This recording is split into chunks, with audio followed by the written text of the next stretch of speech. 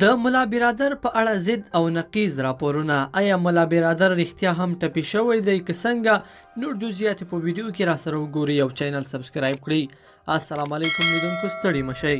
وروسته له هغه چې تېره ورځ په ارګ کې د افغانستان اسلامي امارت سرپرست لومړي وزیر او د کابینې یو شمېر غړو د قطر له میلمه چارواکو سره ولیدل، اوس ګڼ شمېر افغانان وایي ملا برادر د طالبانو په خپلمنځي جګړه کې ټپي شوی دی.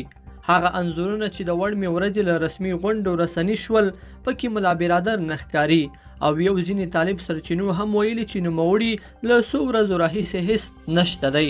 داسې راپورونه دي چې ملا برادر اخوند هغه مهال چې د پاکستان د سارګر اداري مشر کابل ته راغلی و، په ارګ کې د حقاني ډلې او امارت د استازو ترمنځ لفظي شخړه پر وسلوالو نښته اوښتې ده چې پکې ملا برادر سخت ټپي شوی او اوس اسلام آباد ته لیږدول شوی دی.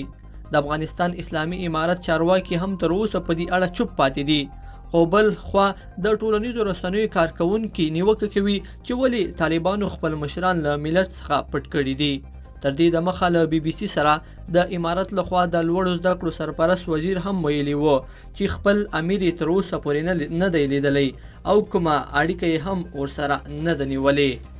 دا په داسې حال کې ده چې تېره ورځ د قطر بهرنیو چارو وزیر کابل ته راغلی و چې په کابل کې له طالبانو حامد کرزي او عبدالله سره کتلي و. بل خوا فرانسه وایي د طالبانو حکومت په رسمیت نه پیژني.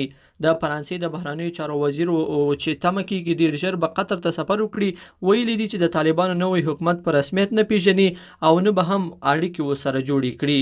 لیدونکو په دې هیله چې دا مطلب به مو تر پایه لیدلی وي. که مو دا ویډیو خوښه شوې ویډیو لایک کړئ او چینل سبسکرایب کړئ. تر بیا ښه وخت.